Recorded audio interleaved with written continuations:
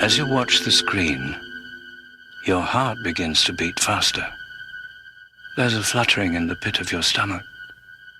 Your throat is dry. Your palms damp. Suddenly a chill runs down your spine. You clutch the person next to you. You tell yourself, it's only a movie. It's only a movie. But sooner or later, it's time to go home.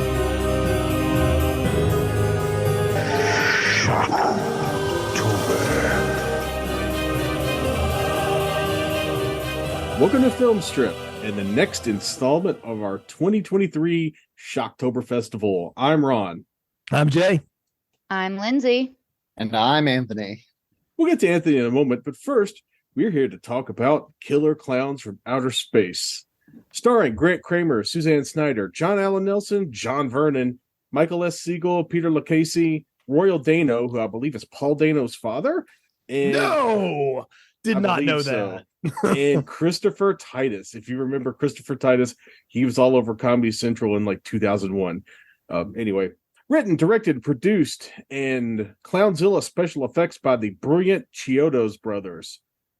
Released in 1998 on a budget of $1.8 million, it grossed a staggering $43 million at the box office and remains constantly in the discussion for future sequels, prequels, TV series, spin-offs, and other assorted cash-ins. So the Video games. Video games, yes. And so the Chiodos have made good money off of this movie because people keep buying the rights and then letting the rights lapse. So Killer Clowns remains one of the best-looking horror comedies of the 80s and is full of some brilliant special effects. Headed up by some of the masters of the makeup genre and Charles Edward and Stephen Chiodo. It also has one of the best title songs of any movie of the 80s, courtesy of one of my favorite bands, the Dickies.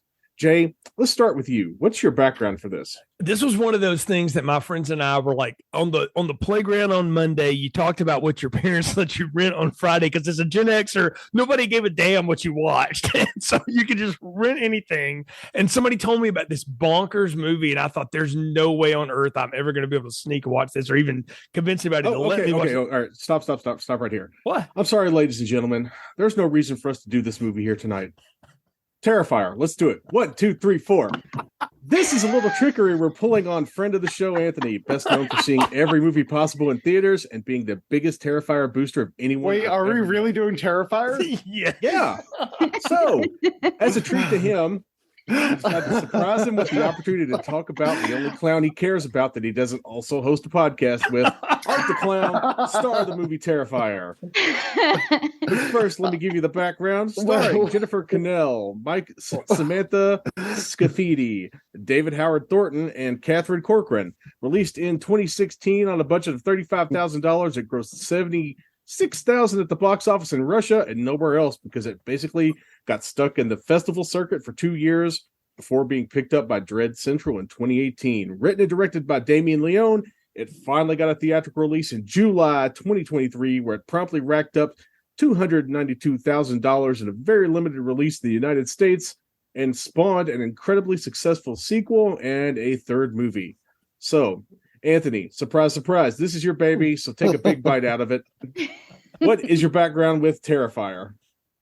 Well, can I just say well played, all three of you, because I was so confused when you invited me on this show and with Killer Clowns from Outer Space. I was like, is it just because I liked the other clown? I don't know why I was asked on for this one. I literally spent my afternoon after work today watching this movie, so thank you guys. Well, we'll eventually have you back on to do actual Killer Clowns from Outer Space since we made You know what? Just have me on for all the horror clowns. I'm in. Yes. We've already done it. Both versions? Yeah, both versions. Okay, well, Killer Clowns next time. So Terrifier, I was aware of Art the Clown before the movie. His image has somehow seeped into pop culture and was showing up on like horror and Halloween pages on social media. And I was like, this guy looks cool. This guy looks like a scary clown. I wonder what movie he's from. So I crowdsourced it on Facebook, like, hey, has anyone seen Terrifier? Is it any good? And people said yes. So I was like, cool, I'll watch it. And I did, and I fell in love with it right away. It's a throwback to 80s cheap slashers. And I loved that about it. I loved the randomness about it. The scariest horror films in my mind, like The Strangers and Halloween, before they ruined it by making Laurie Michael's sister, are when it's random evil. And that's exactly what this movie is. And I love that. I love it. Well, you're not the only one who loved it, because apparently lots of people are talking about it. It actually comes from I believe it was 2013, he made an anthology movie of short films, all starring some sort of murder clown. And it was a different guy playing Art the Clown back then. But this guy who plays it now, David Howard Thornton. It was called All Hallows Eve, and it was awful. Yes, Awful. Seconded. Yeah. And not Trick or Treat is not that good. He wasn't even like the main through line. He was just added as an afterthought, I think, to connect the stories. But that movie was awful. Well, Jay, do you have any background with Terrifier? Yeah, Anthony wouldn't stop talking about this on social media. So I'm like, okay, you know what? This guy's usually pretty solid. So I'll give this a shot. And once again, Tubi, my friend Tubi had Terrifier on, and I popped it on just one random Thursday night or something, and just sat there going like, yeah, this is totally a throwback, while also being like the coolest Saw / Hostel sequel that we never got, so it sort of falls in that same realm. And every now and then I want to go down that bucket. And I appreciate practical effects and corn syrup, and I'm all about the corn syrup lobby. And so no, I thought it was funny, and I had a good time with it. And I thought, okay, yeah, I get it now. And so when Terrifier 2 came out and I saw the box office returns on it and stuff, I was like, well, they're definitely doing a 3. So I'm not going to watch 2 until 3 comes out, because what's the point? Because I know at some point I'm going to have to do all of them, and I'm probably going to do them with Anthony. So I might as well just save them until then. So they've been kind of in my queue to watch again. But when Ron pitched this idea, I was 100% like, oh, yes, we must totally trick Anthony and waste 2 hours of his life watching a movie he doesn't want to watch to get to the one that he does. And to be fair, we did check with your podcast co-host to say, can he just do this off the fly? And they're like, oh, yeah, totally. So they were in on it? Tom was totally in on this. So so of course he was. Yeah, the fact that we kept this much a secret between all of us is pretty amazing. But no, I saw it, but again, I like Terrifier, and I watched it again, and I had a good time with it. And but I also am not effusive with it. I think there's stuff about it that I'm like, I don't know if that really works or not, but again, I kind of figure it's probably stuff they fix in Terrifier 2 because they actually have money. But anyway, we'll get there. But yeah, that's my background with it. It's mostly I watched it because Anthony kept talking about it. I will say, when Terrifier 2 came out and I went opening night to see it in theaters, I did not expect it to be sold out. It was like limited release at the time. And it was exactly the type of crowd in that theater you would expect to see that movie opening night. That's all I'll say.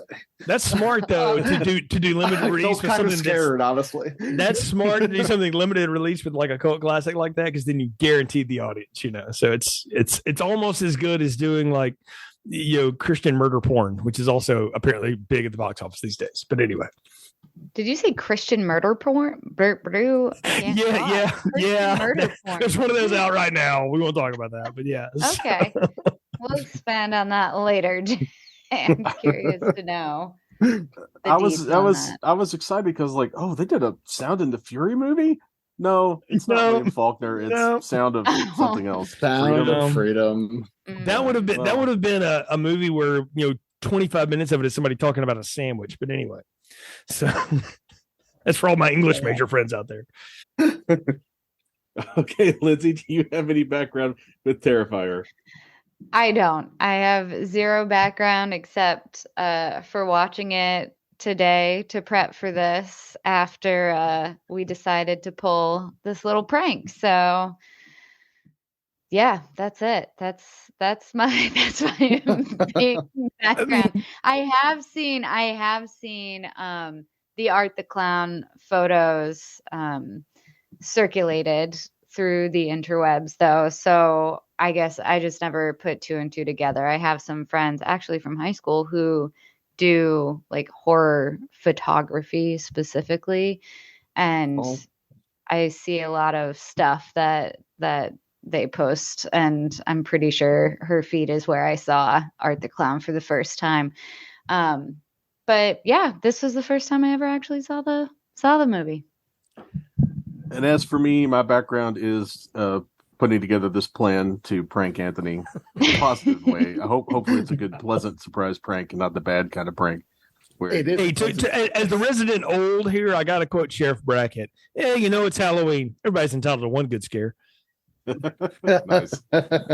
Well, evil dies tonight, unlike at the end of this movie.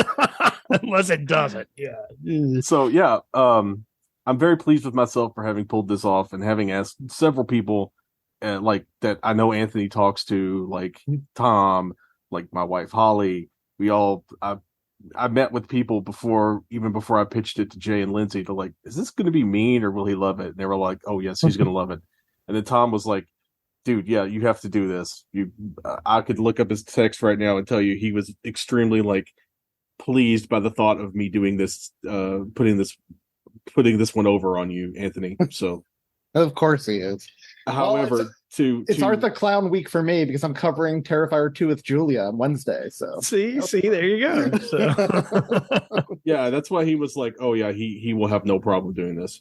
So, however, to piss you off the entire time, I will probably just call him Terrifier the whole time because I followed the rule of Malignant.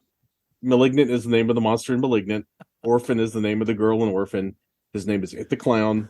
That's how these things work. You name the movie after the bad guy. and look, Michael Myers in the David Gordon Green trilogy is just referred to as the Halloween because that's pretty much what he is. Yeah, and all those movies about the summer camp murderer guy are called the Jasons. So the Jasons and Freddy's and Michael Myers's, except for David Gordon Green, which are the Halloweens. You know, that's just how these things work. It's like, I want to bring Angela, up that Sleepaway Camp. That somehow this podcast has existed for 13 years, and Ron, you've been on it for about 9 or 10 of those, and we still haven't done Sleepaway Camp. And I don't know how that's escaped us, but we're going to fix that next summer because everybody on this podcast has done summer camp at some point. So we're gonna work through that. Yeah, that's a promise. So okay, but speaking of promises, I promised Jay that I would do the plot summary. So. Let's roll with good luck. That's what I was thinking. That was my text to you. Like, yeah, you got this one. Is there a plot? Well, there is the skeleton of a plot, which is fitting because this is a very Halloween-centric movie. Because skeletons are spooky, and Terrifier the Clown is very scary. But we open up with a horribly disfigured woman being interviewed by a talk show host discussing how she is the sole survivor of a massacre that took place the previous Halloween. That killer, Art the Clown, disappeared from the morgue, but the woman insists, I saw him die. However, as we all know, you can't keep a good serial murderer down. And a man, watching from some suspiciously dingy warehouse, angrily kicks his TV and starts filling up a garbage bag full of belated weapons. Uh-oh. Meanwhile, the disfigured woman hears the talk show host mocking her, gets enraged, and gouges the talk show host's eyes out while laughing maniacally.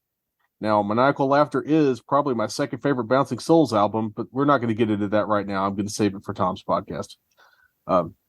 Halloween night, Tara and Dawn are drunkenly stumbling out of a party and stop off for a slice of dollar pizza at the Diarrhea Hut. However, a weirdo dressed like a clown follows them into the pizza place, sits down, and keeps making eyes at Tara. Eventually, the owner of the pizza place tells him to forget about it and throws him out. Now, sober-ish, after a run-in with a creep and some cheap carbs, the girls head back to their car only to see that one of their tires has been flattened. Uh-oh again. Tara calls her sister Vicky to come get them, and they decided to wait in the car while Art goes back to the pizza place to butcher the owner and the poor guy who had to clean up a metric ton of poop from the bathroom.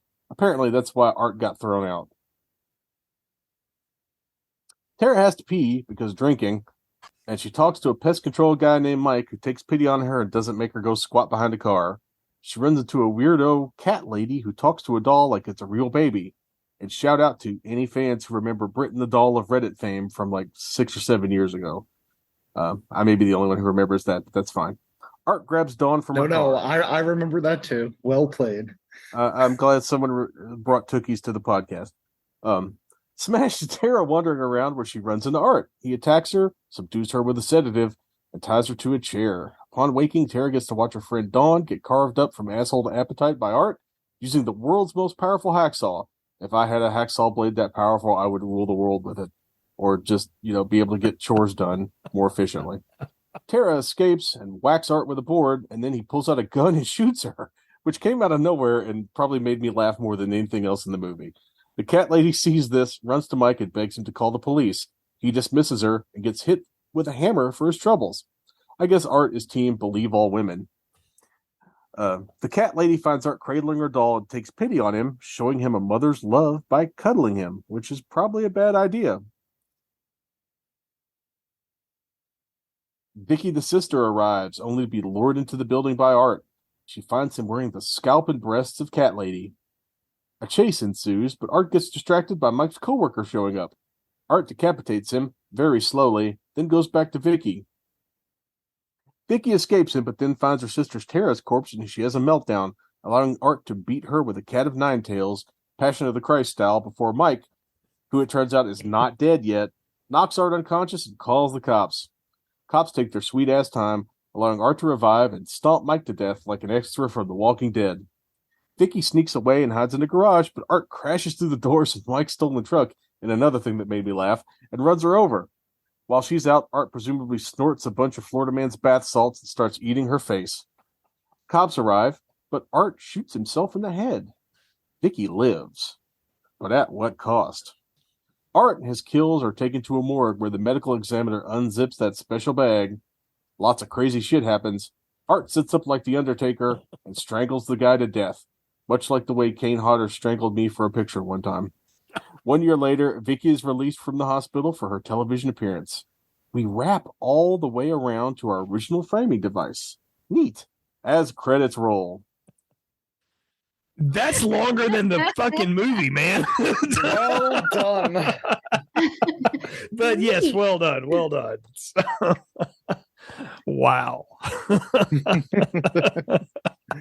I mean, this is the second time in this iteration of Shocktober where $35,000 has produced a lot to talk about. I mean, y'all, we got a theme going here this year. We're going to blow it when we get to something that's got an actual budget. Wait, are we going to get to something that has an actual budget? yeah, I'm pretty sure one Scooby Bark tease, it costs more than 35 grand, but yeah. That's fair. I forgot about that one. Yeah, 35. Ginger Snaps might have only been 75. I'm not sure yet. We'll see. So, Jay's just spoiling all of our shows. I mean, whatever. Nobody, it's fine. If you've been listening to the show this long and you're subscribed to Hanging In, you deserve it. Yeah. So. Oh, you're not wrong.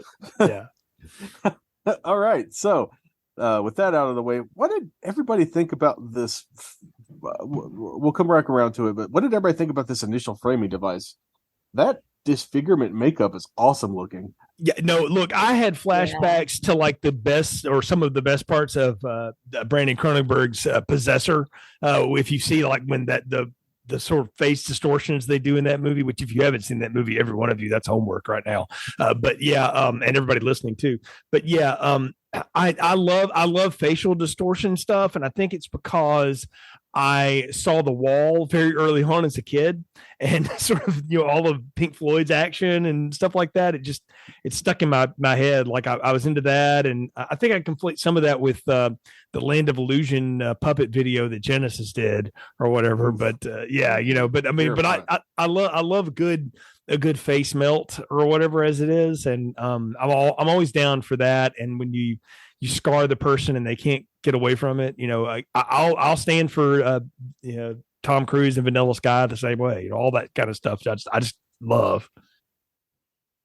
All this talk about face melt makes me want to make you watch The Stuff, Jay. Oh, I love The Stuff anytime. You don't have to have an excuse. I'm all about The Stuff. So rock and roll. Yeah. The makeup was genuinely uncomfortable to look at very long, which I appreciated. It was really cool, and they actually improve upon it in the second one. But I loved this whole framing device where we take place in the present, but the whole movie takes place in the past. I did not pick up on that the first time I was watching it, and I was like, wow, that was actually pretty cool. They got me. Yeah, same. I marked for that too. I did not see that coming. So I didn't see it coming. This was my first time, and at the end, I was like, "Oh, that makes sense." That's the reaction I had. The same exact reaction.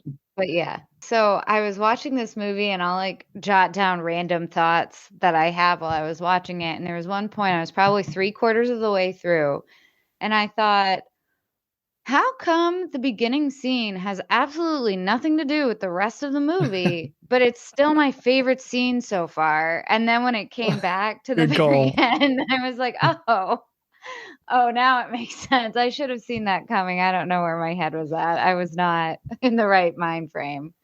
No, I totally get it, because I'm the same way. Because when Dawn, I think is the character, uploads a picture of her and Art to Instagram, I'm like, didn't this guy commit a massacre like a year ago and nobody's calling it out on her picture? Like, she still got a picture with this guy. So yeah, it got me. Yeah. See, I just thought it might have been possibly like one of those, clown murderer costumes. Like, you know how in all the Halloween movies, everybody's dressed like Michael Myers. Right. Or in the Scream movies, it's just Father Death, the early ones. Yeah. So no, I'm with you. So yeah, this is just, pale clown murderer, the costume, like at Walmart. Oh no, man! This is you're degrading Walmart. This is straight up from the Dollar General, bro. Like this is much cheaper than Walmart stuff. Walmart stuff's expensive these days. Be that as it may, can we talk about how cool he looks? I think it's a cool design. I think he looks creepy. I like how thin and angular he is, and like, yeah, I've made the argument before, if he had a better movie, he would be more of an icon. Like it's a mix of things. It's a mix of like Pennywise, but with like new Nightmare Freddy's teeth, plus a little Buffalo Bill mixed in there. Yes, Buffalo Bill, and a little bit of like Jigsaw meets Hostel. Like Jigsaw, yeah, he was riding that little tricycle at one point. Yes. I said the same thing. Jigsaw vibes. Yep. Yes, I was like, oh, we're just ripping off all of it. Well, cool. I'm down for that. I mean, his face, like his cheeks, kind of look like the puppet face from Saw. You know what? Yeah.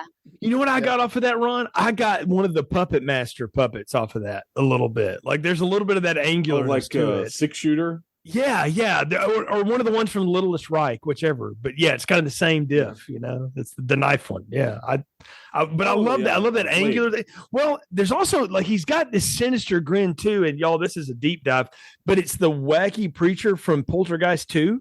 There's a little bit of that going on too. Yes. He's got the whole world in his hands and also have your liver, or whatever. Like it's very, the only thing though, and this is the thing I wanted to ask you, Anthony, like I expected at some point Art to like start talking or singing or doing something, because not all clowns are mimes. And I kind of wonder why they decided to not do voice, and don't spoil it if they do it in the future. But I kind of wanted him to like say words at some point. I like that they don't, because Pennywise talks and, it makes him different. I think it's creepier that he doesn't talk, even when he's screaming in pain, when he's in pain or laughing. There's just no sound whatsoever. And I find that creepier. But he's his also makeup, been the voice in a couple of children's shows. What? Love it. Just here and there. Spotty, but I mean, you get work where you can, actors. Yeah. I'm with you. Yes, but wow. I'm so here for it, but maybe that's why. Maybe he has a children's show-esque voice. One of my friends actually went on a few dates with him years ago in New York City. Wow. Before he became Art the Clown, and she was like, yeah, kind of glad it didn't work because I couldn't date him after. But they're still friends apparently. But the thing he's got going though is the same thing that like Nightmare's got going with Freddy, because with Jason and Michael and all the and maybe a little bit Child's Play too, it's at least the same like voice or same actor playing Freddy, Art, and Chucky every time, whereas the other ones it's just the different stuntmen that they throw in, and they all kind of have a personality. And now Kane Hodder definitely has his own sort of personality.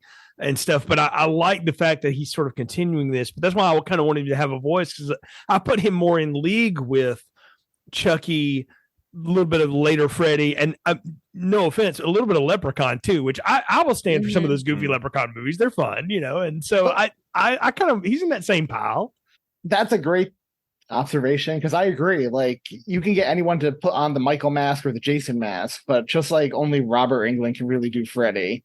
Like, this guy, not everyone can do these facial expressions or exaggerated movements. Like, if you go back to All Hallows Eve when he wasn't playing Art the Clown, not only is the makeup not there, he's very round and not angular at all, but the guy's just not as good. So I think they recast him because the original guy retired, but blessing in disguise, honestly. I feel like at some point, and I don't know enough about his background to, say whether or not he did this, but the way he moved his face, especially with the prosthetics on there, he must have done mask work at some point in time. I feel like because he was so good at moving his mouth, and I don't know, I'm on video. I have a mask like right there behind me, and I don't know, there's a certain way you move your face. So either he was directed really well or he had prior experience, but he did a great job at that. So I got a question about that as you brought it up, Lindsey, because I was going to ask, like, what is it like as an actor to have to do and give a performance where you have no dialogue and everything is just exaggerated movement, but you can't be too exaggerated? How do you do that? How do you find that?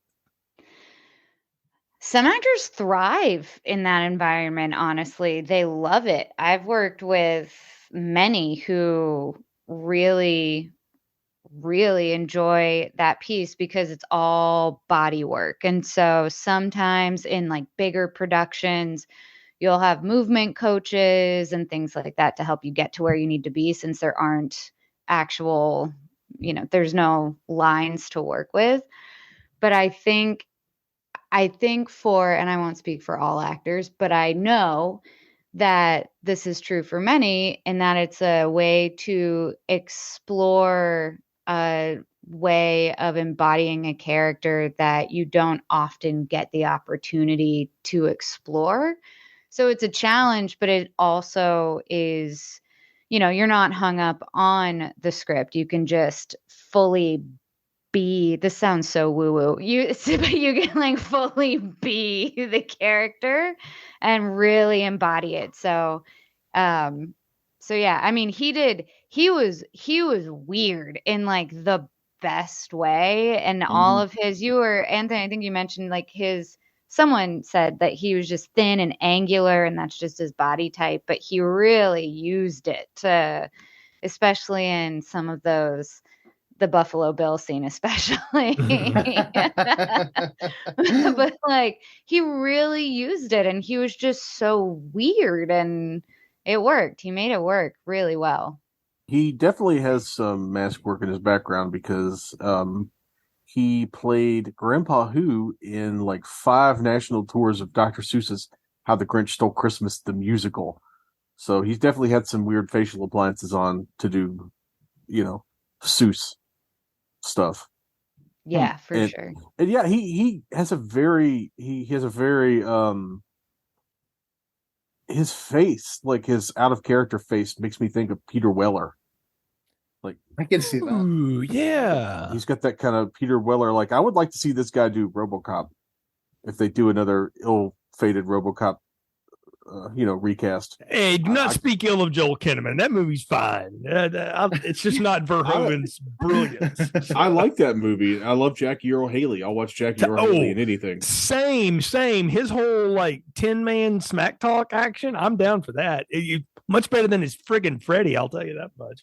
So to bring it back to Nightmare on Elm Street. But no, Liz, I'm glad you explained it that way though, because it makes so much more sense now to just think about like the process that this guy's going through. Because again, I mean, this movie's kind of thin, like again, Ron's plot is much deeper than most of what you see. And that's fine because I think good horror movies don't have to be, friggin' 2001: A Space Odyssey. Like I don't need that necessarily. I don't need Inception, or Tenet to watch a horror movie. I need something that's just going to be visceral. And this movie is an interesting balance of unnerving like tension and then just all out splatter, which is a hard balance to make. And so, Anthony, I wanted to ask you, like, can you think of other movies that have balanced it that well? Because like the original Saw comes to my mind as like one that does it, and a couple of the sequels, but that first one in particular.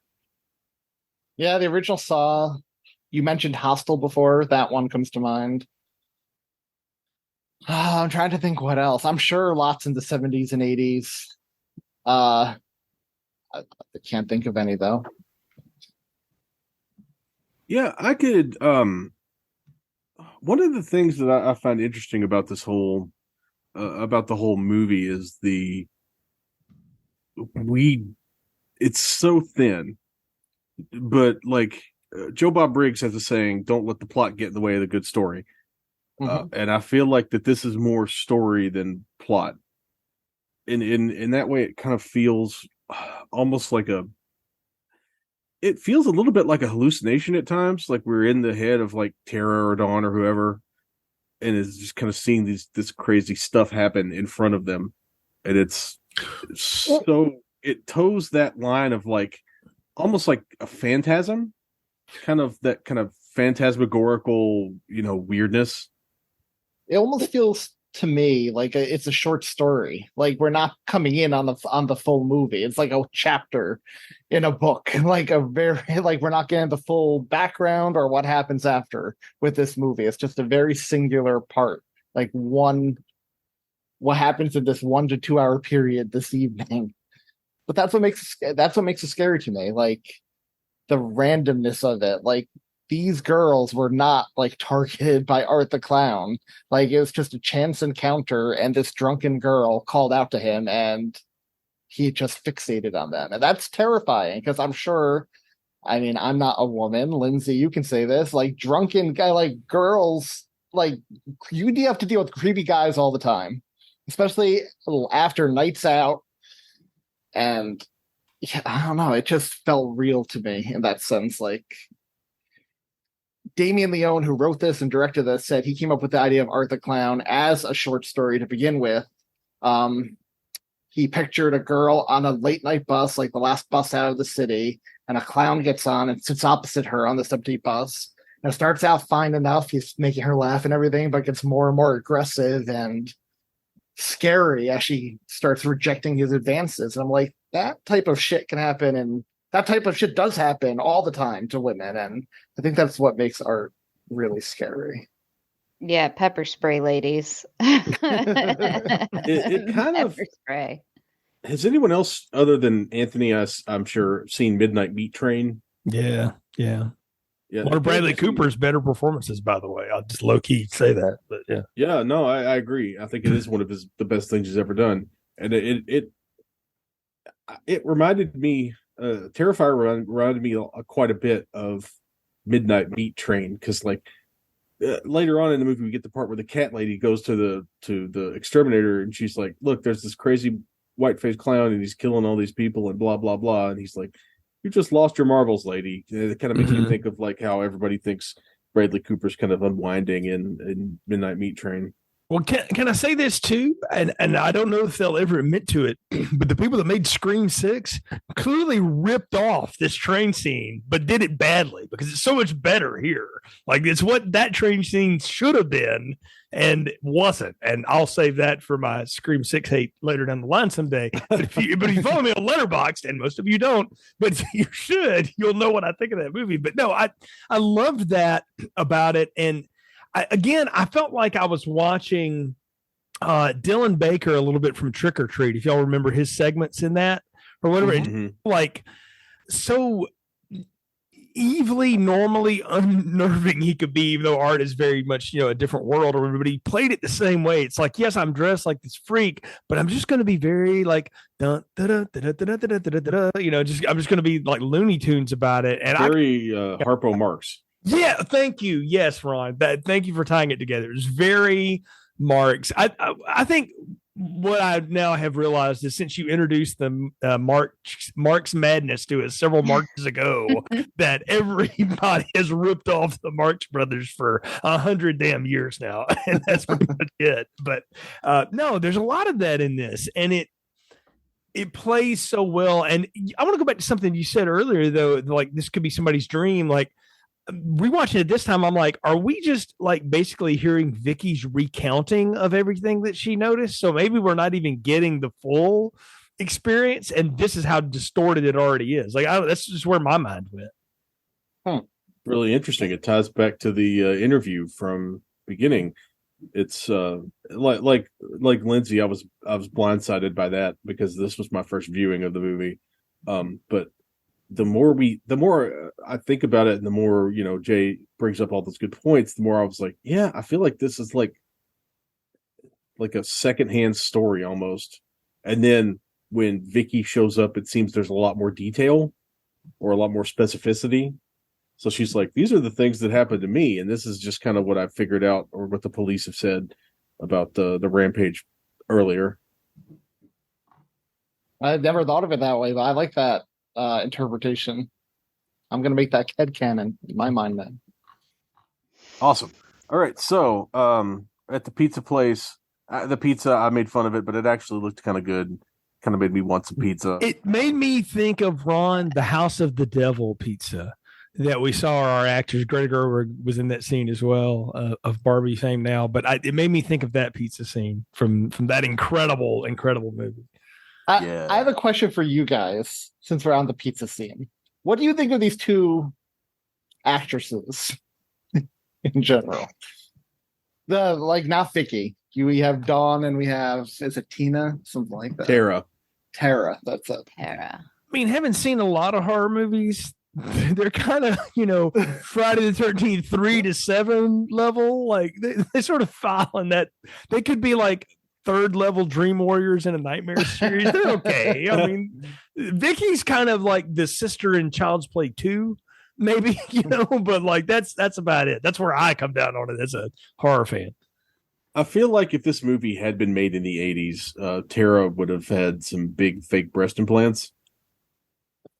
And that would be why she would be cast for the movie. But she had like a Neve Campbell girl next door thing going on. Kind of what I would, yeah. Excuse me, Dawn would have had the big fake breast implants, the blonde. Oh yeah. Dawn for sure would have had the Tara's heavily coded as final girl, and then we get the psycho switch like midway through the movie. I loved that switch, by the way. I was like, what? Who are we following now? I felt like it was and it's in the first Nightmare movie, but it's heavy in the remake in 2010. Like Katie Cassidy should have been the final girl in that movie because Rooney Mara sucks in that movie. And she hated being there. Katie wanted to have a good time. Like you sort of see it's the Tina Nancy switch. It's the same thing. So at least again, as a horror fan, I'm watching this with all of that knowledge going like, oh, we're just playing that beat again. And on one level, I'm like, oh, that's annoying. But then I'm like, no, you know what? If you're going to steal from the good stuff, because I like pop music and it all just borrows from itself anyway. So I'm down for that. I thought it was a good time. I did. Yeah. And when the switch happened, I agree with you, Ron. When Art pulls out that Glock and shoots Tara to death, I'm like, whoa. Okay. So now you've crossed a line that I'm going to go ahead and pick the bone. I'm like, okay. Please pick it. I have a bone to pick there too. Thank you, Liz. I'm hot tagging you in. We're doing the double move right now. Okay. When you give the murder clown a fucking gun, you change the game. I no. The Scream made the gunplay work for a slasher movie. Like most slashers cannot pull that off. But if Jason picked up a shotgun, we're all super fucked. All right. So like that, no, like that is not, I do not want gunplay in my horror movie. Lindsey, you're hot tagged it. I'm with you. I wasn't mad about Tara dying. That was a fun twist. But when he brought the gun out, it totally just, so if this was more of a comedy, that would have worked beautifully. I would have been here for that. That would have been perfection. But I did not read this movie as a comedy. Really, not up to that point. And I was just like, it feels wrong. It feels like it's not natural to have a gun in a slasher movie. It's wrong. It goes against all the rules. So I do agree with you in that sense. Both of you in that sense. It does go against real slasher movies. But don't you feel like, not to add realism to this, but don't you feel like in real life if this guy would have a backup plan in case this girl tried to get away? Yeah, probably. Yeah, sure. But like as a slasher movie, what I wanted it to be was one of those prop guns that stuck out like a little arrow, like Wile E. Coyote, and said bang, and then he stabbed her in the face with it. Like that I would have bought. Like I would have. Yeah, because he had like the honky thing, the horn. He clown jokes. Like do the freaking clown joke. Like the fact that he blows her away, I'm like, well, damn, did y'all just run out of ideas? Like, I appreciated the character's acting ability. How he was on the floor pretending he couldn't get up, and then he does a boom. I mean, it's everybody's trying to replay Harrison Ford shooting that guy in Indiana Jones and the Raiders of the Lost Ark because he had to go to the bathroom or whatever. Like everybody had to replay that beat for 40 friggin' years. Even that series has, and they've never got it right again because you can't capture magic like that. And yeah, okay, Rod, you were trying to get in on that. So are you team gun or team no? I'm team gun because it surprised me. We're getting the Dusty finish tonight. I see. So. Yeah, no, this was great. I'm team gun because I was like, well, that's unexpected, and it literally made me laugh out loud. I laughed for like 3 minutes at my desk at work. I had to leave, go outside and laugh. What kind of VPN do you have at work to be able to watch this at work, dude? Wow. And are you hiring? I was watching it at work too. Again, are you hiring? No, it was on my phone. It was on my phone. I had to get up early this morning to watch this, man. Well, if you'd use your phone like a normal person. Well, I know my phone's still on the dang campus network. So anyway. So no, okay. So I think that's interesting. Okay, Anthony. So Ron's on your side. So do tell us why you're on the gun side, besides just the surprise of it. Well, I'm on the gun side because it felt like he was digging into his Harpo Marx overcoat. His garbage bag is Harpo's, hammer space. So anything he needed at the time, he could pull it out of the garbage bag. Cooler if he pulled out like a rubber chicken and beat her to death with it or something. Like that would have been funny at least. Like if you're gonna do Goofy, then do Goofy. I mean, he's very resourceful. He literally drives a car into Victoria later on. That's another thing that made me really laugh because I did bebopping. He was jamming to some tunes that was good. I so needed that to be an American Psycho moment. They had some fucking Phil Collins play it or like Huey Lewis or something. Like I needed that to complete the circle, So I mean, this movie didn't have any money, so they could have got some Trickster or maybe some low rent winger, something. They could have gotten the other song from The Fix. There we go. Well, yeah, there we go. So.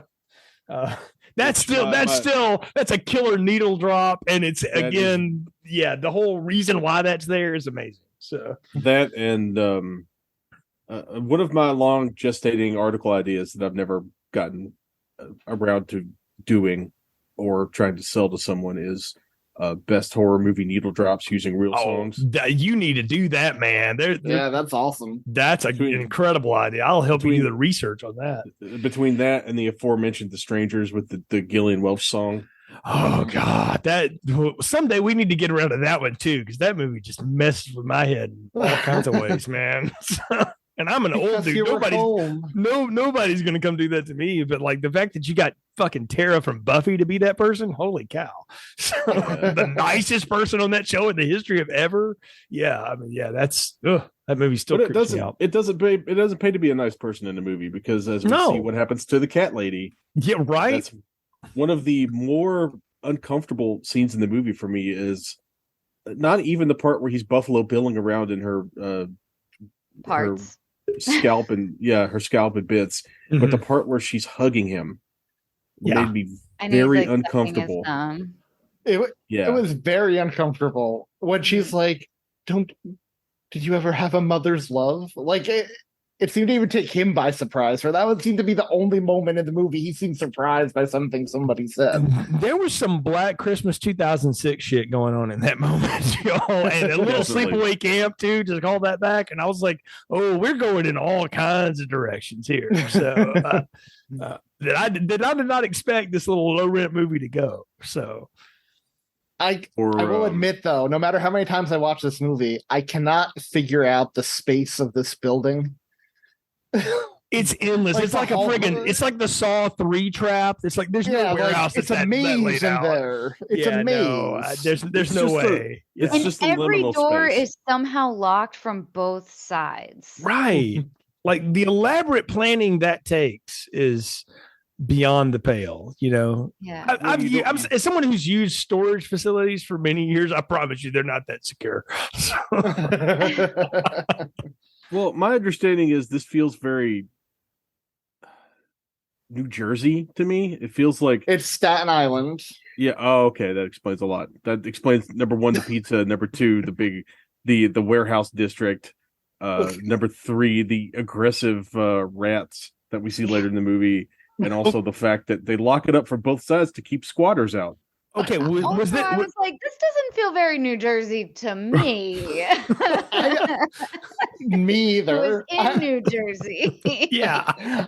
I live in New York and work in New Jersey, and yeah, it didn't feel It doesn't feel Jersey enough, but yeah. Nor did Staten it feel Island, I could populated at all, which I know is a budget, but like these two girls came from a Halloween party, and they were literally the only ones on the street. Did they shoot this in scene, or was this like, Vancouver light, doubling 4 at this point? Did they shoot this in Jersey or New York? Because I didn't look it up, but I think he actually did shoot it in Staten Island. Oh, so what we're saying is he bowfingered this because there's no way he had like license to do any of this. So that's why there's nobody on the street. They did it at like 4 a.m. You don't need license to shoot in public, Jay. You can just do it. Note to self. There's no expectation of privacy. Note to self. I'll remember that the next time I want to try to shoot a movie. But I was going to ask you too about the scenery in this, because I felt the same way. Like, it's been a while since I've been to New York, but I've never seen it that unpopulated at any time at all. Like in that part of the world, there's people everywhere. That's the point. Terrifier 2 was mostly filmed in New Jersey. Okay. So, I mean, wouldn't that be kind of the joke, though? Isn't that the running joke of New York? Is that you can flat murder somebody in the street and nobody cares? Nobody's going to listen or look, They're not it depends on where you are. Okay, fair. In New York or Philly, I think, for that matter. But fair. For sure, Philly. But certain 100%. former presidents would say they could shoot someone in Fifth Avenue and get away with it. Yeah. Well, as history has proven, that was a lie, Maury Povich. But no, I'm really, Anthony's right. Terrifier confirmed, filmed in New York City and Staten Island. Okay, so I'm impressed. They actually filmed on location, something that the frigging Friday the 13th people with Paramount money couldn't bother to do. But anyway, I digress. Filmed it at like 3:30 a.m. in the dregs of like back alley. That's the tradition. That's how you shoot in New York on no budget, right? You shoot in the middle of the night. That's what they did in Basket Case, and they had Bilal's brother running naked through Central Park or whatever, because they could do it in the middle of winter at 4 a.m. That explains so much. So, at that point. So yeah. I have a question for you guys, because the scene everybody talks about from this movie is when he saws Dawn in half. Yeah, the hostile, the hostile Yeah. scene, basically. Yeah. What did y'all think of that moment? Well, first of all, we knew Dawn was dying because she booped him in the pizza restaurant. Oh yeah. Yep. That shit was happening. We knew Which she was the first fantastic acting on his part, just the way his smile disappears and his eyes just like move to stare at her. It was Yeah. good. I liked it. Yeah. I thought it was good. Here's my thing with pretty much every elaborate murder in this movie. I feel like, and I am not a doctor, but I feel like people are Wait, alive. you're not a doctor? I'm not. I'm sorry to disappoint. Dang. Gotta cancel my appointment now. I was feel about to like say, I thought I was talking to a medical professional here tonight. I am in no way a medical professional. I feel like people are alive way longer than they should be through these, I don't know what you would call them, maimings and massacrings. Because at that point he'd saw it all the way up to like her neck, and she was still trying to talk. Yeah, I feel like I don't know you if go that's into good. shock Yeah. once it gets past your nethers, with the And I watched a hacksaw. lot of Game of Thrones, and I'm pretty sure that no one has talked through like a flaying. Right. Yeah. know? Like I it mean- was I was watching this and that scene in particular, and I'm like, okay, so I know what we're going for. This is where we're really gonna gore it out. We're going for Yep. all of it right here. And I think it would have shocked me more if I didn't feel like that the inspiration for this was a whole lot of Rob Zombie, who his belief in effects is let me do something and just do it again, and for 25 minutes longer than it needs to be, and I'm gonna rub your face in it. And I'm like, the cool thing about those first Saw movies is there's some gore in them, there's some grossness, but they know right when to cut away, like right when to give you a reaction shot, right when to just let you think about it. And it's almost like it goes on a little too long. And I strayed into this time with it. I caught myself actually laughing at this, and I'm like, that's the wrong reaction to be having. But this is playing like it's a big joke. Like it is a rubber doll being cut in half. That's where it lingers too long, is on the rubber doll. And if that was, and there were a few rubber doll points. I think there was a head that looked really realistic that he cut off, one of the exterminator's heads. Mm-hmm. And I even thought, especially after Velocipaster, I was like, oh, look at this magnificent head. and then he pushed on it, and it looked like a doll squished. head. Yeah. He pushed on it to pull the knife out, and it kind of squashed a little too much. Mm-hmm. Yeah. Yeah. It's a little But spongy, a little bit of overreach of the technical skills versus I think you've all made good points. He does linger on some stuff, some shots a little bit too long, and I feel like a lot of that's just inexperience. I think that's his shtick. I think I do, because I'm not going to give anything away in the sequel, but there is another comparable scene in the sequel that even has it's like in the Wikipedia article, it used to be under its own subsection, the scene. But well, I just take you all back to that first Saw movie when Cary Elwes is like sawing his foot off. Yeah. We don't really ever see him do it. Like there's one shot where he drags that blade across that fake foot, and but you hear it. The thing that this movie does is that if they had shown him like start to cut her, and then you just cut to the woman's face with blood splattering on you, and you hear it, it would have been so much more visceral. Like it would have been so much more scary, because the thing about it's the same as when they pull the gun out. It's like, well, now you've just taken me out of the movie. That's my problem. I'm like, well, I know what you're going for, but now I'm like actively laughing at this because I know it's ridiculous. And I think he has said in interviews, because they were getting ready to film the third one before the strike started, but he said he wants to make art scary again because he feels like people laugh more at him or have become so desensitized or comfortable with him that he wants to pull him back and make him more terrifying again. So we'll see if he does that with the third. To quote John Doe from Seven, only in a world as shitty as this can we laugh at something like this. But I mean, no, really though, like that's it's hard to put that back in the bag when you never even started it with it in that. Like this movie's never been subtle. Like there's nothing subtle about Terrifier at all. Like that to me feels like you're going in a direction that you never set up to begin with. Now, I'm granted I haven't seen the sequel, and I'm curious to see this third. But if they pull that off, more power to you. But I've never seen a horror series that decided let's go more subtle after they've just blown somebody's head apart. I wonder how subtle you could have even gone in the first one with a guy who doesn't talk or anything, who has to exaggerate his facial expressions and his movements and everything. Right. Only so subtle you can be. This Saw scene though is it's a very Marx Brothers thing. Like it feels like a Marx Brothers gag. Like fucked up Marx Brothers. It is a fucked up Marx Brothers, but it could be. He's got the harpo horn. Yeah, I mean, am I wrong? Thank you. No, no. Well, even the way he's presenting the body to Tara, who's tied up watching, like he's like laughing and like pointing, like, ha, see what I'm doing? Yeah. It kind of made me think, Jay.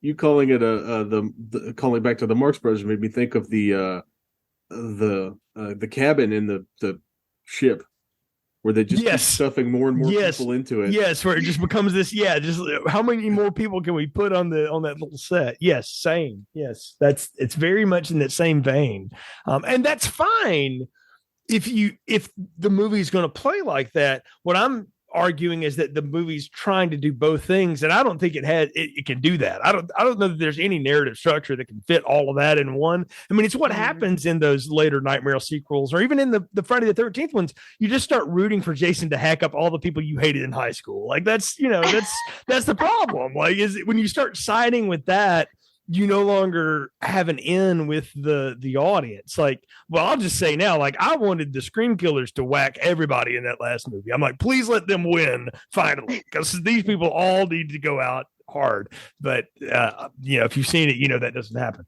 So I mean, yeah, I don't know that you can have it both ways like that. Like and I'm trying to think of a horror movie where the villain actually won at the end and got away with it. This is one. I mean, he gets away. I mean, so he's definitely moving on. But how did you? Well, I was going to ask you, how did you feel about kind of going supernatural there at the end, like with him being resurrected? I think Ron summed it right. There's definitely some bath salts involved or something. I mean, I don't know. I'm too desensitized a horror fan. Nobody's ever dead. Like that's yeah. I mean, that's why I was so surprised when what's her face, when Tara actually showed up as dead, because she was billed as like the one that was going to make it to the end, and then we realized, oh no, it's actually her sister that's she's going to be the one that makes it. She's definitely coded as the Marion Crane. Because Dawn is unlikable, and Dawn gets what she deserves. That's harsh. Not necessarily. She may not have deserved it. Woo, Ron. Hey, you guys don't know what that puppet Dawn did.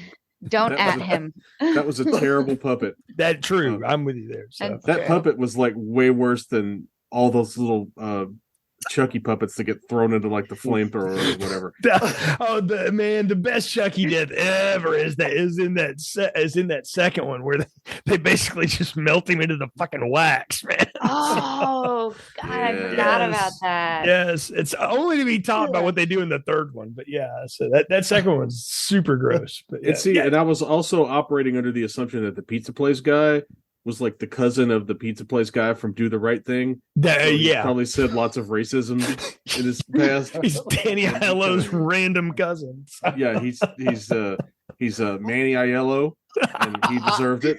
I think that pizza scene was more disturbing than anything in this movie. That he was having the chef clean up all the shit in the bathroom. Honestly, all those that is the thing that felt like the most like egregious to me. Like that felt just totally unnecessary. Like you could have just thrown Art out because he was a creep, or you could have just thrown Art out because he wasn't eating anything or buying anything. And those guys have definitely thrown people out for not purchasing things, or thrown people out because they were the wrong color. Maybe. Well, do I have some news for you? There is another shit scene in the sequel. You're welcome. Man, like that. See, I'm with Ron on this. It's that Robbie effect again. It's like I don't know when to say no because I have no personal limits, so therefore no one else does. So I mean, it's gonna rub your face in it, and hate that shit. I hate that as much as I hate the non sequitur music video cutaway bullshit that they throw in some of these movies. Sometimes there's like someone drinking a goblet of blood wearing a pumpkin head for no fucking reason other than weird shit in this movie with some Avenged Sevenfold going backwards behind it or something. Now, if you worked for that pizza shop, wouldn't you expect more than time and a half if you were forced to clean up that bathroom? That's all I kept thinking. He was like, I better be getting time and a half for this. Mm-hmm. I was like, time and a half? That's it? Time and a half for $7.25 an hour? Yeah, sure, man. Hey, as the one person on the show, I'm pretty sure it was the only person who's been a commercial cleaner, I'm going to tell you, they don't pay you time and a half for jack. You just do it and live with it. Thank God I never had to deal with that exactly, but I've dealt with some things, and we'll leave it at that. So I worked in a college bar, and there is a lot of shit that goes down. Lindsey, you could write like a whole season of screenplays on that, I bet. I probably could. Let's talk about bar golf, everybody. Oh my goodness. I also had to clean public toilets. Okay.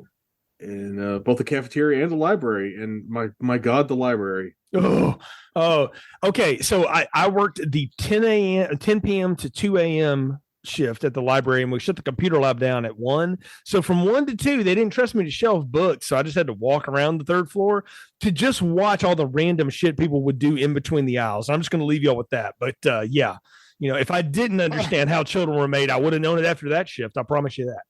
So. I have no stories comparable where I can relate to being underpaid to clean a bunch of crap. I mean, I would have said get a room, but crap. Technically they did reserve the study room, so I couldn't say that anymore. They're studying anatomy. Yeah. Ooh, yeah. But okay, so let's get back to this movie. Vicky the sister, does she work for anyone or no? No. I'm just gonna say it now. No. She's even thinner than like Tara and Dawn, because she's annoying. She's annoyed by her sister. She goes to college. She is a stick in the mud because she's not having any Halloween fun. And then she shows up to get like menaced by Art, who is probably the most developed character in the movie. I'm going to tell you who she is in horror movie legend. She is Tina's blonde friend in Halloween 5. That's who this character is. Jesus. Totally there to be murdered in the barn. That's all she's there for. I mean, she probably has to deal with the most debatable, the horrifying Art thing with the Buffalo Bill shtick. Oh. I mean, it's scary enough if you see a serial killer man doing that, but then when he has the clown makeup on, and he's coming at you from the dark, that's creepy.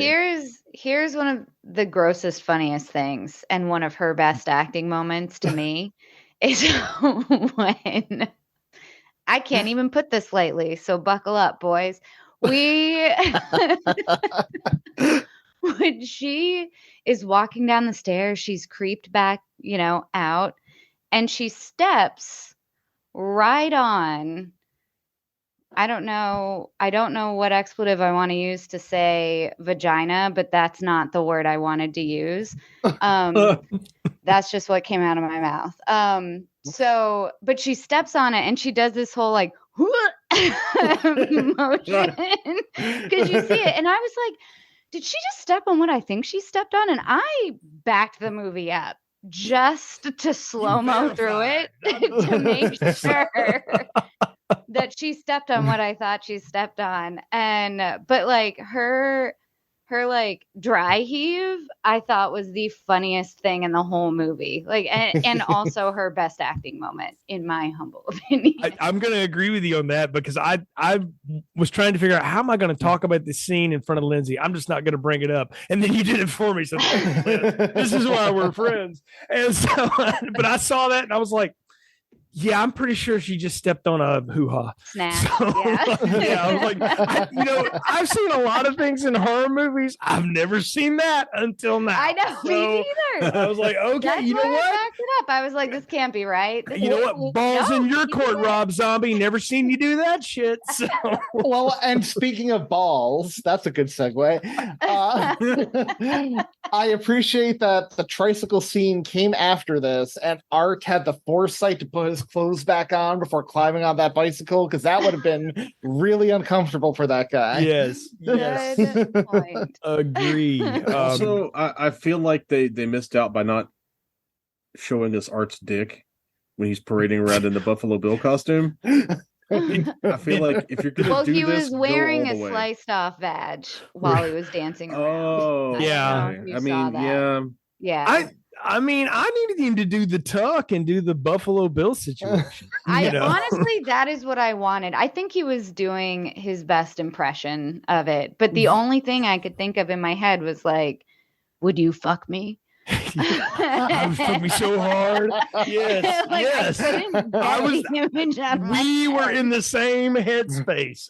He yes. was even like dancing like him a little bit. I mean, yes, it's a total riff to that. I mean, that's what they're obviously doing. Was Dancing, flipping his hair. It was. Yeah. I What'd you was say, there Ron? for it. It was I said- really weird. Was she a great big fat person? So, hey, Walker, you better get your knives over here while I step on my half-cut human. I think the funniest death in this film for me, because of how random it was the exterminator's partner, and they were clearly like, we need to add like 2 minutes to this film to make it like a theatrical length. Right. So let's have this guy show up like, with 10 minutes to the end of the movie, and he gets killed immediately. Right. Well, yeah. I mean, that's the gonzo part of this at this point. But can I say, for a movie that has gone so like outlandish with its nudity, the love scenes in this are incredibly like BYU. Like I was like, well, why are we holding back now? You know, after all this.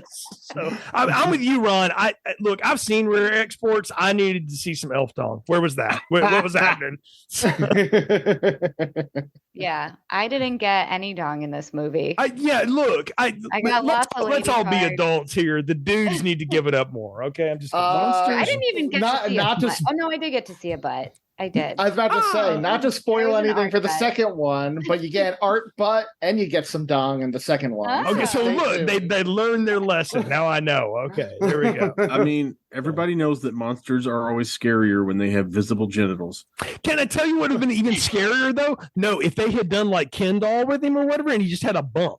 Like, wouldn't that not have been freakier? Like Marilyn Like- Manson Yes, style? yes. You know, Marilyn yeah, Manson. like, yes. Like the robot boy from Silent Night, Deadly Night, the toy maker. Yes. If we had gone that route, yes, that would have been excellent. And that Or would have like been a, even scarier.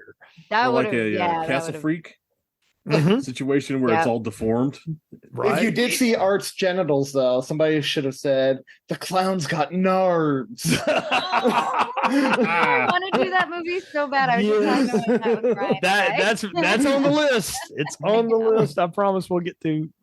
Well, one day we're going to have our Summer of Shane Black, and that'll have to just be a part of it. But anyway, but no, yeah, but I'm glad to know that they finally give up on that. But they don't do it in this movie, and therefore I'm like dinging it for it, because at this point, what are you holding back, man? Like, come on, like let's have it all here. And You got to leave a little something for the sequel. I don't think they knew they were getting one, man. Like, at this point, there's no way you could have known like this one's going to take off. So. Well, the sequel, besides getting all of that, it has more plot. You do have a main character besides Art. That's like going from the first Poison album to the second one, man. That just means they brought in people that can write. That's all that means. But yeah, he just shows up to be a random death, and then we get another random death like at the end of the movie. With the Moore guy? Yeah. How do you feel, before we get there, how do you feel about Art deciding that he's now a cannibal and eating chunks off of Vicky's face while she's been splattered with a pickup truck? He's so chaotic already. I don't think it was a huge shock, but it did. The second he started doing it, that was the first moment when I was like, oh, maybe he's not like certifiably insane. Maybe he just is on bath salts. Mhm. Maybe both. Yeah. I mean, I assumed it didn't shock, like Lindsay just said, like he was so insane up to this point, it didn't surprise me. Like I wasn't like, oh my god, I can't believe he's doing that. I'm like, oh well, that fits. I just feel like Daniel Craig and Skyfall. What do you think? It makes you think it's my first time eating a face. You know, I mean, it's the same thing. I do have to ask Jay and Lindsay though, since you guys were anti-gun. How did you feel when the cops cornered him and he got really annoyed and just pulled out the gun and shot himself? Oh, see that I was like, okay, so now you stuck on all kinds of levels, Art, because at least Michael Myers stood there and took 6 from the psychiatrist, you piece of shit. You had to go out like a wuss. No, that pisses me off. Like they never shot fucking Freddy because they knew better, right? But they shot Jason to hell. Michael Myers got about 180 rounds in his sorry ass. Like, he's like got a fucking platoon movie or something. He's Tom Berenger at the end of this, and then now you go out like that. Like that is some bullshit. I was, if I had something to throw, I would have thrown it. Yeah, and cops are not waiting that long to shoot. No. It is drop it, and on the T of it, the gun is gone. Like every cop I know will tell you, like if I'm saying drop, it's over. Like, as someone, my dad was a cop when I was young. He hasn't been for a very long time, but yeah, like you don't wait. You're always prepped. It might be different now. This was many decades ago, but those cops did look a little young and inexperienced. But yeah, sorry to interrupt. I mean, they're in New York though. Like they're well trained. Yeah, I don't know. If you roll up on a scene like that, you're just unloading and going, let the captain figure that shit out. Like, No, that's I don't think even cops after, are waiting that long to shoot. Even after Art shot himself, they should have mag dumped into him. Right? Yeah, just to be sure. It's the only way to be sure. You got to nuke the site from orbit. I love that piece of acting on his part, by the way, too. When he was cornered, you could just see the annoyance in his face. Like, yeah. So okay, I wanted to ask you about that though, because the way I caught that this time that he looks like, oh damn it, I'm gonna have to do this whole resurrection shit again, and I'm like, does he know he's coming back? No, and the filmmaker confirmed when he shoots himself, he has no clue he's coming back. So that was just him like, fuck it, I'm ending it. Oh, okay, because that was not how I read it. I read it. He's like, fine, I'll do the rebirth again, or whatever. Yeah, it felt very much like in a Highlander movie when like if a Highlander got in trouble and just shot himself to avoid prison. Right. Or when Chucky gave up, it was like, fine, I'm coming back later. Interesting. So he didn't know. He didn't know. I have questions. The sequel will. I guess I'll watch. Well, it started playing through Tubi. Started playing through to the sequel, and the sequel picks right up where the first one leaves off. So I actually thought that there was more to the first one that I missed, and I was like, "Oh shit! I thought it was over." And then I hit pause and realized it was in the second one. So. Yep, picks right back up in that mode. That's cool though. That doesn't. I mean, I like that. Well, that's good to know. I mean, the first 3 minutes I saw. As we seem to be getting towards the end of the podcast, I will say that I will probably be watching Terrifier 2 just to see what else is going on. Wait, so I do have to ask you then, Ron. I do. Okay. You and Jay have not seen Terrifier 2. So when you guys were giving me shit on the last Patreon recording about Art the Clown, oh, this fucking guy, this fucking movie, like Anthony constantly defending this, you hadn't seen it? No, I was saving it because I figured at some point we'd end up doing it with you. So and I mean we were plotting how we could do this a long time ago. We just had to come up with the way to make it work. So yeah, this has been in the works for a while. I decided to use my deviousness for good instead of evil for once. Right. But speaking of doing things for a love of evil. Now's the time on the podcast when we get to our Final thoughts, recommendations, and popcorn ratings for Terrifier. Anthony, you are the Art the Clown of the podcast world. So Thank you. Please, I please. I don't know if that's a compliment. Yeah, wow, that could go a lot of ways. How do you know what I do on my Saturday nights? Well, I just assumed you're pasty, but also hulking, and also from New York. So I figured, why not? Okay. I figured Cool. if Art talked, he would sound, he would have a very similar accent to you. So, Anthony, what are your thoughts and whatnot for Terrifier? I think this. Look, I wouldn't say it's an amazing horror movie. It's entertaining though, and that's all I want out of my horror movies. But Art the Clown as a character, in my mind, is right up there with the classic slasher icons. And if he had a better movie with a bigger budget, I think audiences would embrace him in such a way as well. Holding out for 3, since that's going to be the big budget one, and I think a studio is actually distributing that one, so we'll see. But yeah, I love it. I love this film, and I was so glad I got to talk about it with the 3 of you tonight. I'd give it a 5. 5 popcorns, 3 popcorns. What is it? 5 popcorns, extra butter. It's a rating of small. How many times have you been on this damn show and you don't know what the rating is? You guys threw me from the beginning. I've been discombobulated all night. Fair, but I'm going to give it an extra large popcorn. All the trimmings on it. Okay. And I will say, watch the sequel, because it has better production values. I can't say it's even better quality, but it has better production values. More money for their crazy. Okay, Lindsay, what do you have to say? Don't make me go next. Okay. I mean, all right, Lindsay, stop. I don't see any reason for us to be doing Lindsay's final thoughts and recommendations right now. So we're going to go to Jay. Jay? Thanks. Look. It was a lot more fun to talk about this movie with y'all than it is to watch it, okay? So I think this is the kind of movie you've got to watch with a group of friends that are like-minded and in the area, like that are down for this. Because I love that Anthony loves this movie. I'm always for people that love things, and bravo to that. I love my cheesy weird shit too, okay? I'm not gonna lie, okay?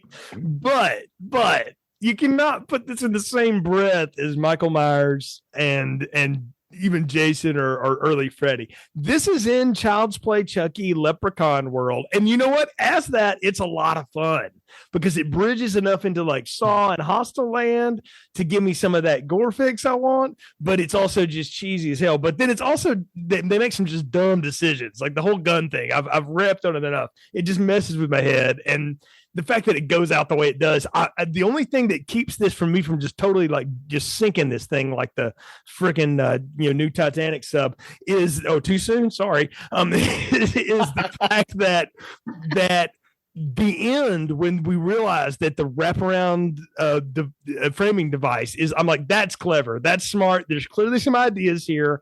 I'm hopeful that with a little more money, maybe a studio somewhat involved, that the sequels will be, even more better. So I think it's good. It's not the greatest thing ever, but you know what? It is fun, and it's not all that original, but it borrows the best things from stuff that it's stealing from. So I'm going to give it a good, solid medium popcorn. I think it's fine in that realm. Okay, I'm ready. I'm ready for Lindsay, my popcorn rating now. You have to be ready because you're next. I know.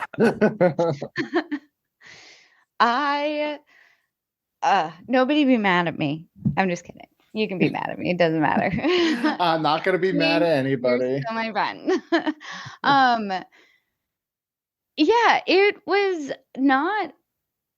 I had zero expectations going into this film, so the production value was already higher than I was expecting because the last movie I watched was Velocipaster. So I was starting from a good point. But yeah, there were some weird choices that really really messed me up. The gun thing was one, all of the doors being locked and not like getting a sense of where it was, which I understand the choice because I think it was made to feel super chaotic, and it was, and that kind of worked, but I don't think it knew if it was trying to be a straight up like murder gore porn or a like comedy horror over the top thing, and it wanted both, but it didn't do either super well. And when Jay said Hostel, that I 100% agree. Hostel, I freaking loved that movie, but I only ever watched it in college, not sober, with a big group of people. So it was a super fun watch. And I think if I had consumed that in a similar way, I would like it more. But I watched it kind of in pieces, some at work, as you all know at this point, and a little bit, the rest of it right before this. And so I'm going to give it a small popcorn with salt because it's made me thirsty for more. And I think I have high hopes for Terrifier 2 and 3, as Anthony has stated. But I already like Terrifier 2, honestly, within the first 3 minutes, because it does such a good job of seamlessly picking up where the first one left off. So high hopes. First one, we'll see. I'll try it again next year, maybe, with a group of people. We'll see how it goes. And I am going to echo a lot of the things that Jay and Lindsay said. To me, horror comedy is the absolute hardest genre to pull off because there's never a good balance. It's either too funny or too scary, and it's really, really the amount of bad horror comedies are myriad, and the amount of good horror comedies, they're like 10, at least to me. So to have someone decide I'm going to make what I can only assume is a deliberate choice to make a horror comedy type movie as a very early movie in his career is a very brave one. And say what you want to about Damien Leone as a writer, or even as a director, I feel like there is a lot of potential that I see. And I feel like this is the sort of thing that on the second movie or the third movie, it will really start to come together a little bit more. If he could have gotten, I don't know, 5 pages of notes from like a Ty West or somebody who's a little bit more established in horror filmmaking, who has gotten or even like a Larry Fessenden, somebody who's done like cheap, low budget New York horror, that could say, here's some things you should do, here's some things you should not do, here's some pitfalls to avoid because I did these. Like Larry Fessenden or Ted Kahagan or one of those dudes who make these kind of like no budget New York horror movies that are very city centric and feel very urban, for lack of a better word. I feel like if he had gotten just a few more pages of notes or done like maybe 2 more rough drafts to get a little bit more distance from the last Rob Zombie movie he watched, which was probably 31. Yeah. I've seen other movies that are similar to this that I like more, like Haunt. I really enjoyed Haunt. It's very similar to this. It's got this very similar vibe to this, but I think it's a little bit more successful because it seems to have a little better understanding of the space it wants to do, and it doesn't seem to be trying so hard to establish Art or any one solo character like Art as the focal point of a franchise. But that said, I'll give it a medium popcorn with extra butter. I did like the gun where no one else did because it took me by surprise. And I appreciate I appreciate people that are willing to go away from conventions and to make the choice to turn left where everyone else would turn right. It doesn't always work out, and in a lot of ways it actually probably hurt the movie in some aspects, but I like the guts it takes to say, everyone says turn right, I'm going left. Here's why I'm going left. So I can appreciate that. So medium popcorn with some salt, with extra butter. If I remember what I'm saying, that'd be great. And we'll throw some salt on there too, because like Lindsey, I am interested to see the second one and to see where it goes. And I love that it picks up right away. So that's a cool thing to me. Yeah, I guess So, real quick. I want Damien Leone to get I would love to see if they would hand him like the next Texas Chainsaw, because they're going to do another one. Yes. I think he would thrive in that kind of environment. To do something like that. And that last one, just for the record, on Netflix, ain't half bad. It's kind of fun, but I could see collaborating him with Sam Raimi on something. Okay, see, that's the right kind of move too. Yeah. Yes, somebody like Sam Raimi could go I see what you're trying to go for, but here's how we need to get that done, because Sam Raimi understands that. So yeah, good call. Yeah, Sam Raimi is the master of this kind of movie, I feel like. Yeah, and I feel like if somebody had handed him a script that he could rewrite, like that was a good script that he could rewrite, I think that would have helped things too. But go ahead, Anthony. I was just gonna say, I still love all three of you. You're still my friends. No, I understand exactly where all three of you are coming from, but it does make me happy that you guys are interested enough where you will watch the sequel at some point, and hopefully have me back on to cover it. Not under the guise of Killer Clowns from Outer Space. Yeah, I don't think we can do that again. That was a one-time trick, but yeah. No, the next time we're going to tell you to watch. What's that movie where all the people dissolve because they drink tainted malt liquor? What? I don't know that one, but I'm interested. This was actually just a really weird dream that Ron had. No, it's a real movie. It was also shot in New Jersey in a junkyard. I'll find. I think you're talking about Garden State, and that's yeah. Listen to this; it'll change your life. And he puts the headphones on, and it's just shrieking. There you go. No, Anthony. Now that you've introduced us to the world of Terrifier, why don't you introduce our audience to? Wait a minute, real quick. You're talking about the 1987 movie Street Trash. I am talking about Street Trash. Yeah, thank you. That's what you're. I knew it, and Google helped me finish the thought. So one of the best movies ever. Where, spoiler alert, somebody plays football with a severed penis. Well, I think next Shocktober is set. Yeah, so. I was about to say that there's a dong that Lindsey missed in this movie. This is currently only streaming on something called Night Flight, so good luck. Oh, you can't watch it. I've got it. I've got a bootleg copy that I downloaded when Joe Bob did it on the last drive-in. So I've got everybody's back. I've got that. All right. So it's like me with After Last Season. You've got us covered. I've got that. I've got the stuff. I've got Society. We can do a splatter. Yeah. We can do a splatterpunk theme next Shocktober. Stuff I think is either on Shudder or Tubi. I've seen it roaming around. So. But yeah, I've got your back for all your melted homeless person. Yeah, please do pitch it back to Anthony. Talk about his wholesome Christmas podcast, because it's just Anthony, tell us about your mostly family friendly podcast where you don't talk about no one curses, and this is the most X-rated version of Filmstrip ever. I feel honored I'm on the most X-rated version, and we've covered Basic Instinct and Eyes Wide Shut. I want everyone to know. My co-hosts of my other podcast would expect nothing less of me than being on the X-rated version. Or probably us. Well, they are, what was the term?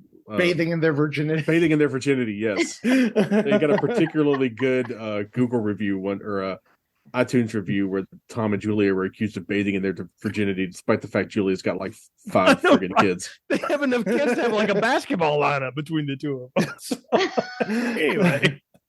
Anyway, yeah. So I host a year-round Christmas podcast. It's a podcast a lot more family friendly, than what you just heard here. Every Monday, we review a new Christmas movie, TV show, TV episode of a popular show, et cetera, et cetera. And you can find us by searching Just a Podcast. Every October, we do Halloween films. Jay and Ron are coming on this year to talk Black Christmas and Freddy vs. Jason. Jay, Ron, and Lindsey are going to do a Patreon episode this year with us, the Horror 2023 Horror Bracket, to decide the ultimate scary movie, which I'm really excited about. And I'm glad all three are coming on for that. So yeah, check us out.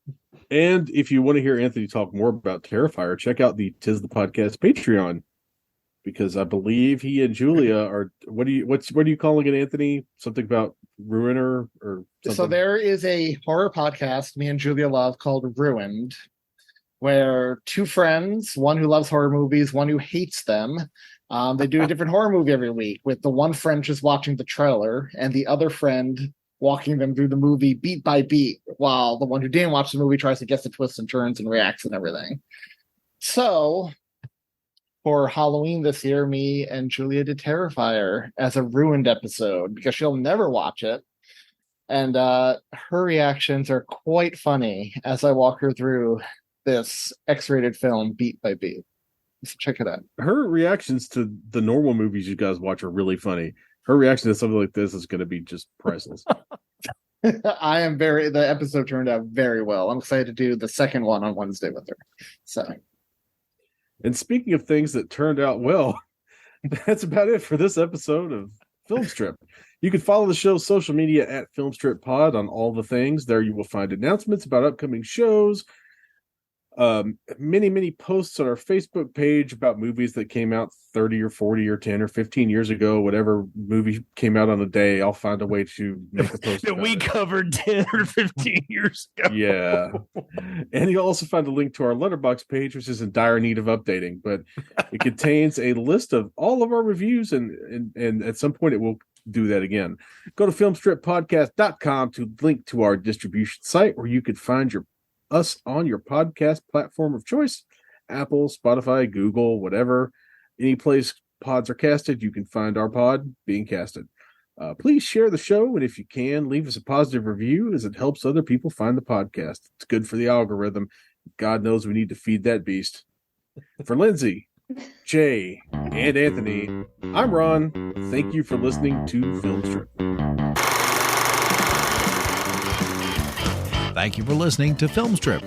You can find more episodes on our website, filmstrippodcast.com. The Filmstrip theme music is produced and performed by Frozen Lake 121. All content used or discussed in these podcast episodes is the property of the respective owners and used under the Fair Use Act, Section 504, C2, Title 17.